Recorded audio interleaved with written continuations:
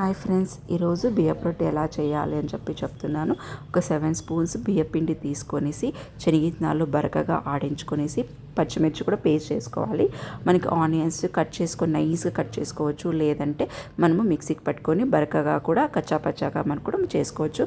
దాంట్లోకి ఉప్పు, జీలకర్ర, తెల్ల నువ్వులు కానీ లేదా నల్ల నువ్వులు కానీ, క్యారెట్ కానీ తురుముకు వేసుకోవచ్చు. అండ్ కొత్తిమీర, ఇంకా వీలైతే సొరకాయ కూడా తురుము వేసుకోవచ్చు. వేసుకొని బాగా ఇలా మిక్స్ చేసుకున్న తర్వాత వేడి నీళ్ళు బాగా వేడిగా తెరులుతూ ఉండాలి.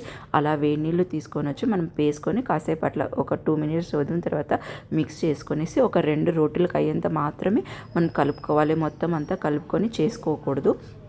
చేసుకొని అప్పుడు మనకి ఓలిగ పేపర్ పైన కానీ లేదా కాటన్ క్లాత్ పైన కానీ తట్టుకున్నామంటేనా చాలా బాగా సల్పాగా వస్తుంది. ఇది మంచి ప్రోటీన్ ఫుడ్. ఎందుకు అంటే ఇంట్లోకి మనము శనగిత్తనాలు వేసాము, అండ్ ఆనియన్స్ కానీ లేదంటే తెల్ల నువ్వులు కానీ ఇవన్నీ వేసాం కానీ మంచి ప్రోటీన్ ఫుడ్. ఇది మార్నింగ్ బ్రేక్ఫాస్ట్కి చాలా బాగుంటుంది.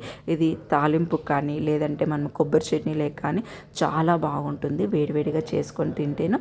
అండ్ మనం మధ్యాహ్నం కూడా మనం చేసుకొని తినచ్చు. చాలా బాగా హెల్తీ కూడా ఉంటుంది, చాలా టేస్టీగా కూడా. మీరు కూడా ట్రై చేయండి.